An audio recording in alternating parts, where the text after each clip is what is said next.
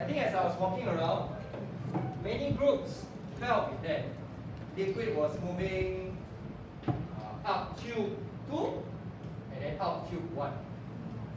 Although the group at the back, you felt that the liquid was flowing this way and then out this way, right?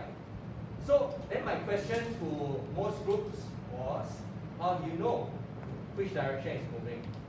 Some groups base it on what's happening to the flap every time you give it a press or release.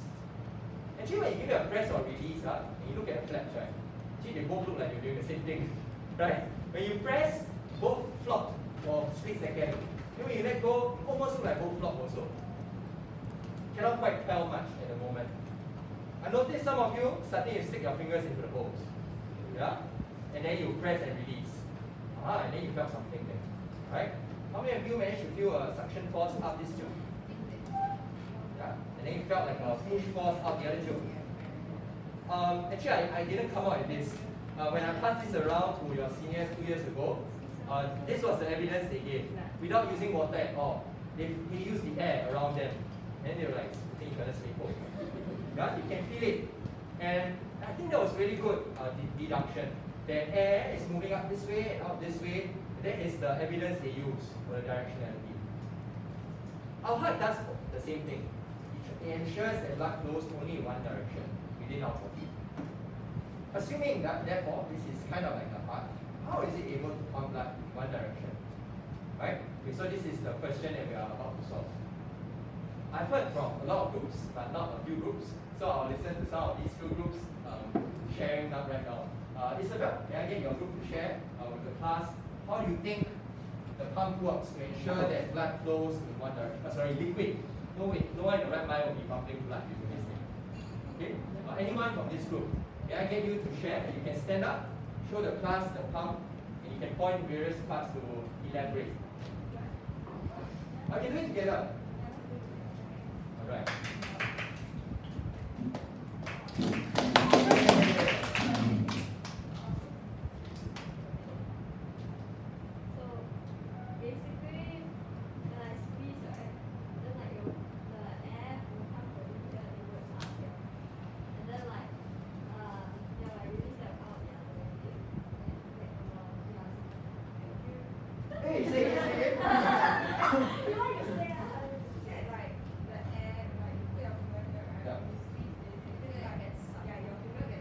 Okay, so when you squeeze, you feel air suck up here.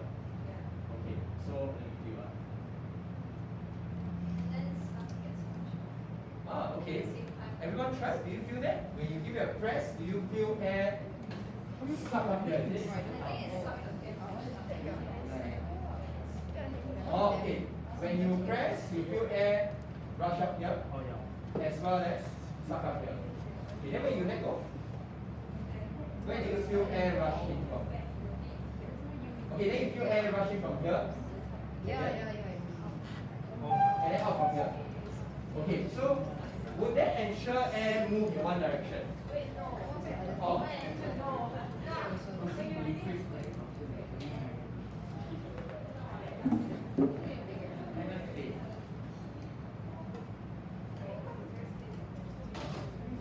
Okay, so here you see the discovered something. Okay, Mia says, as I saw it in front of my eyes, when Mia pressed down and then she released, and then her thumb kind of got stuck. Okay, okay, so you like to say again?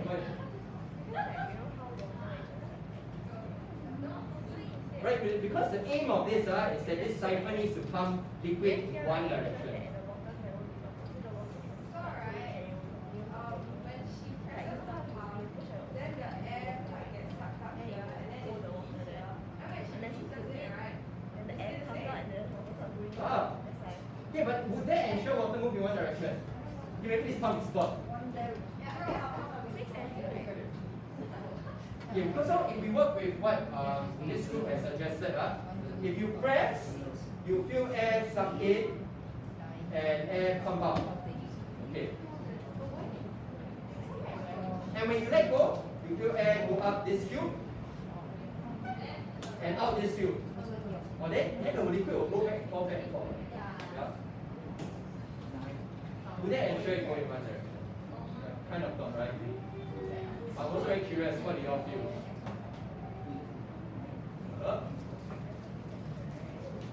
Oh, would you like to try again? Give it a press. What do you feel? Okay. What about Taru's group? Okay, I've not heard from Taru's group. Taru, Valentina, and Keller. How do you suppose this pump works? Okay, anyone can present or can present together. Can I get your stand up? Then you can point and you can guide us also in how you derive what you derive. Okay, let's start Valentina.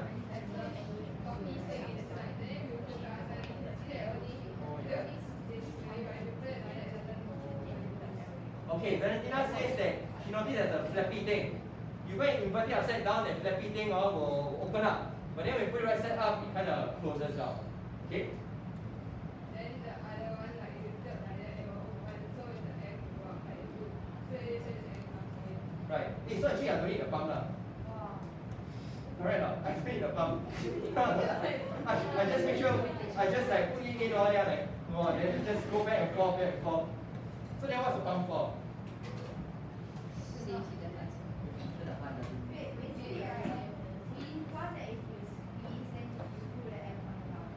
Okay. Come out from which tube? Okay, the like corrugated one.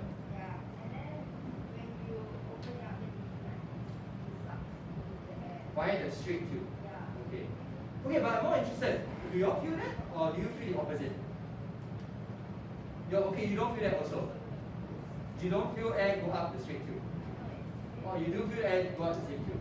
Okay, you also feel? We found out that this one only sucks and this one. Oh, okay. One only sucks, one only pushes out. Okay.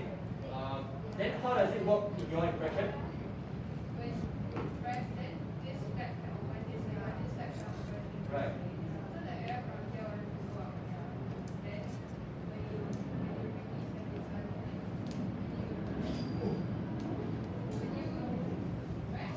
When you press,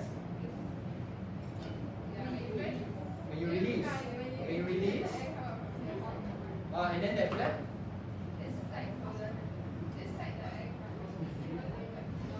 Okay. Okay. So if I borrow the tube, what Valentina and Taru and Keller try and say, yeah, if you have your tube with you, you can also try out and give it a feel. First point, how do we know what's the direction? Okay. Every time you press, you put both hands on either tube, you give it a press, you only feel air go out from here. Right? Air doesn't quite go out here. When you release the pump, you feel air go up here, but not up this tube. That makes a bit of sense. Now this siphon has a function, can go in one direction. Next, how does it work? Okay, as I consolidate the points from all of you here, if I were to summarize, it goes something like that. When you press, you notice that if you want water to move in this direction, this flap over here needs to open up. Right? Then the water gushes up here. Then my next question was, then why doesn't water gush out down this tube? And I think earlier on Zoe and Serene said, well, because it wants to, technically. Actually, if you were to press, right, water wants to go out this tube too. But it can't. Because there's this flap over here, you can close only in one direction and open only in one direction. Then the next point, what happens when you release it? When we release, we feel a suction force there. That implies water or air is going up here. Okay? Does air and water want to go up this corrugated tube? It definitely wants to also. But yet, we don't feel anything. And you observe that it's because this particular flap closes. It can only close and open in one direction. Therefore, in reality, at any time when you contract or relax, either valve is opening or closing. Right? You don't have both valves opening at the same time or both valves closing at the same time. They have to, one close, one open, one close. Then it can go in one direction. If both open at the same time, technically there's not going to be any direction. If both close at the same time, you're also not going to get any flow at all. That's why I find this very beautiful. Because in truth, if I were to redraw your siphon in a certain orientation, it's almost the same as how your heart works. Okay, so let's just imagine this side of the heart. We're going to now take the pump, flip it upside down. Now I'm going to include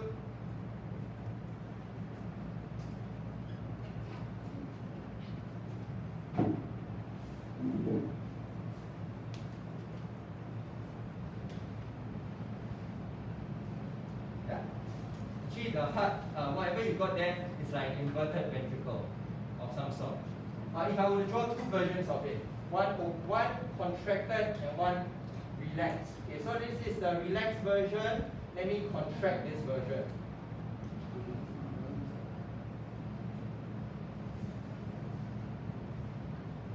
If I were to give this a good squeeze, many of you say this flap will open up, or this flap will close. This ensures that it only goes in this direction. When you give it a good relax, when you let this pump relax, this flap over here opens up, so that liquid can come in, while this one closes to prevent anything from coming back. And if you just keep doing it back and forth, you get liquid going up the tube and out the corrugated tube. But now when you relax it, it's still closed. Sorry? Like, okay, why does it, when you press, it only opens for like a split second? And then when you like relax it, it only opens for like a split second. So I suspect, right, that it's because you are working with air. When you work with air, right, and then you get air rushing in or out, it causes flapping motion with the valves. But when I work with liquids, I don't quite see this happening flat that much. So I think the medium that you work with is also important. If I were to have water, submerge this in water and I give it a squeeze, right? After a while you see that the water will push things only in one direction. The valve won't flap that much also. Yeah, so I suspect that flapping motion is because of air. It's almost like a wing, the flag left in the wind, right, to flutter. Yeah? Okay? And therefore, if I were to try to relate this to the heart, what's what heart? This is almost like a ventricle. This valve over here is almost like a bicuspid valve, right? This valve over here is almost like the aortic valve. Does the heart work this way? She works exactly the same way. So let's look at the heart over here. Blood flows only one direction, this way. Every time the ventricle contracts, actually now can you tell which valve needs to close, which one needs to open to ensure it only goes this way? And when this ventricle relaxes, which valve will open, which valve will close? Okay, I'd like you to spend some time to reason this out. When this ventricle contracts, which one of the valves will open? Which one will close? When it relaxes, which one will open, which one will close?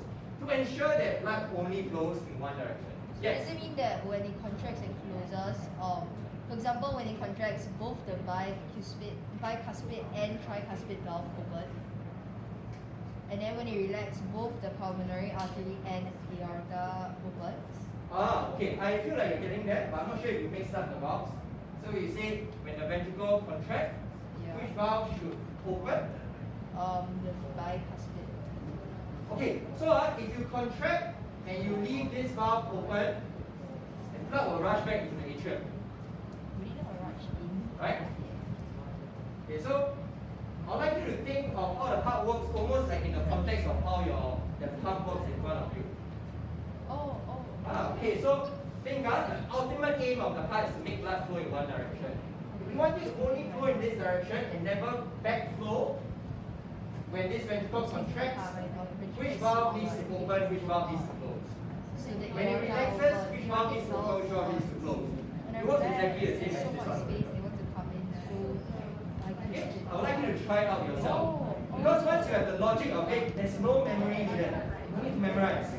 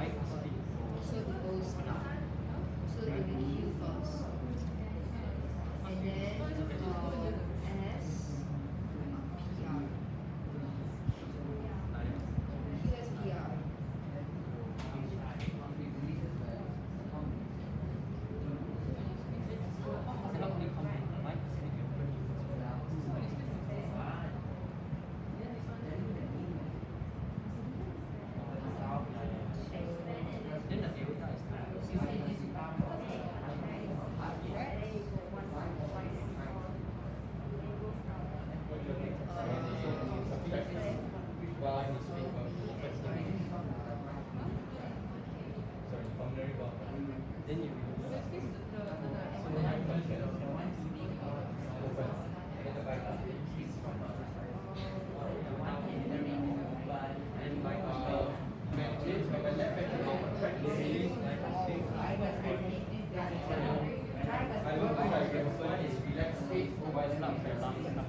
so when it contracts,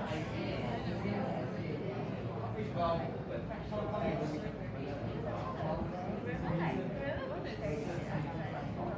Oh, the direction goes like that.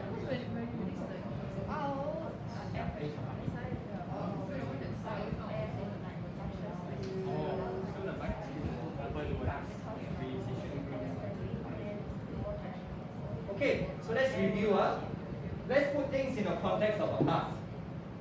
If the left ventricle were to contract, and remember the ultimate aim is we want blood to flow only in this direction. When this contracts, which valve needs to open, which valve needs to close. Yeah? Okay, let's look first in the context of the aortic valve. Should the aortic valve open or close? Open. Right, if I only want it to go this direction. Open. Makes sense to open? If you give this a squeeze up, if I leave this door open, blood will go back this way. It's not what we want. We want blood to go back to the lungs. So let's make sure this door is shut. But we want blood to go to the rest of the body. This valve should definitely open. Yeah? Okay, let's look in the reverse. When the left ventricle relaxes, which valve should open, which valve should close? Okay, the bicuspid valve will relax, will open, so that blood can flow in from the atrium. But we don't want blood to come back from the rest of the body back into the aorta, right? So we need to make sure this valve is shut closed.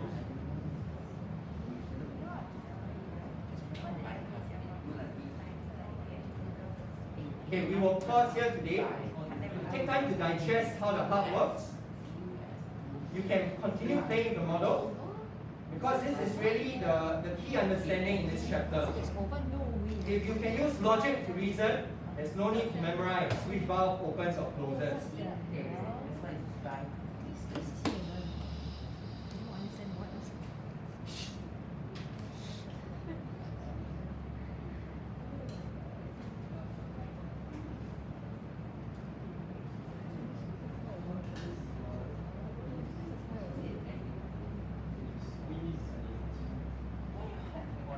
Yes.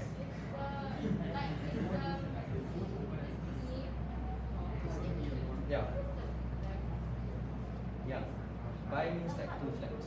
Tricuspid, three flaps. Oh, that's another name. If you want to give that name, also can.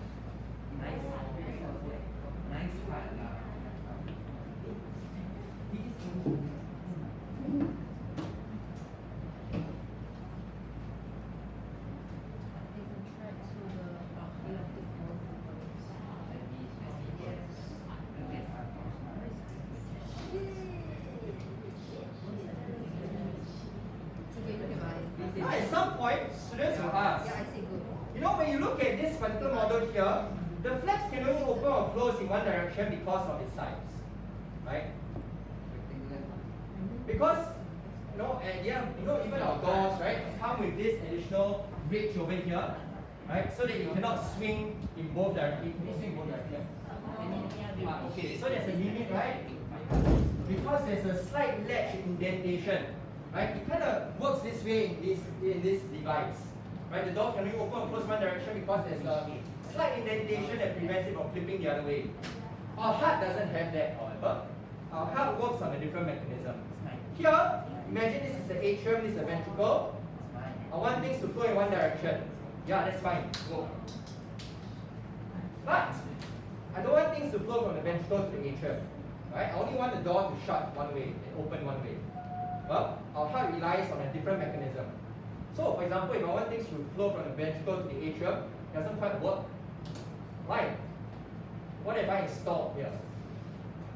I've kind of put little strings over here to prevent the flaps from going the other way. There is a limit to how far the flaps can flip. Actually, if you look in the model of the heart in your textbook, we do have strings in our heart. Every time we say, you play someone's heartstrings, the heartstrings are a real thing. They are called chordae tendinae. They are like little tendons that hold the flaps.